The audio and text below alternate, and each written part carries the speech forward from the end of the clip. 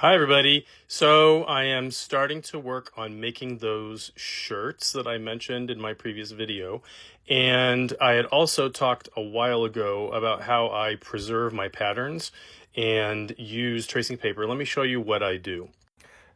I usually, when I have bought a pattern online, what I do is I have it printed out at my local quilt store with the A0 size. And what that does is it gives me this nice long, kind of like blueprint sized piece of paper. And in order to not cut that up, I use tracing paper and I lay it out on the pattern.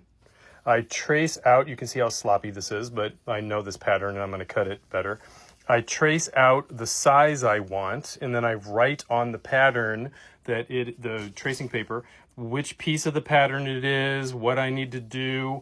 I do the length and shorten line, and also, in order to make sure I don't lose the pieces, I write on both of these, if it's front or back or whatever, and then I write across the length and shorten line, so when I cut across here, I know where they merge.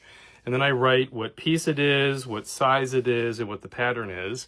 And then I cut this out, and I put them in these clear folders so that I can access them. You can see it says here, this is the kids' tropical shirt. I'm not going to use this one because my nephew, his son, is too big for this now. But I put them in these plastic folders, and I write down what it is, and then I keep them in a stack like this where I can find them whenever I want. That helps me keep the patterns, as you can see, they're right there. That helps me keep the actual printed pattern and not damage it. And I can make a tracing paper copy of whatever size that I want, or all the sizes or whatever. And then as that tracing paper pattern gets torn up, as I use it more and more, I can throw that in the recycling bin and I can trace out another one. That way I can use the pattern whatever I want. I can also, if I need to, I can adjust the pattern on the tracing paper, and that way I can make some minor adjustments, like if I wanted it to be a little bit wider or shorter or smaller or whatever. I will say one of the interesting things is that I use that length and shorten line all the time. I'm 6'2", and so I always add about 2 inches or so to a shirt to make sure that it fits me long enough.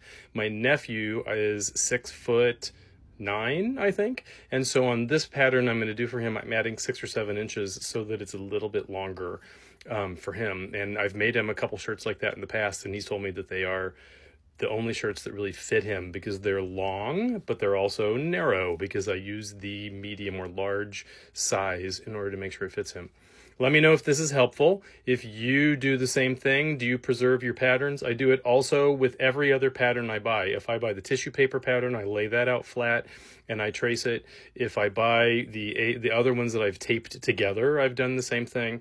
I no longer tape patterns together because that became kind of unwieldy. I now just pay at my local quilt store. She has a big format printer and it costs like $5 a page to print out. She says that she's not making money on it, but it attracts people to come to her store. But let me know what you do. Do you preserve your patterns? Do you just cut them out? Do you print them anytime you want and cut out the paper? I find the tracing paper also is a little bit more flexible on your fabric and not like the thicker printer paper. Let me know.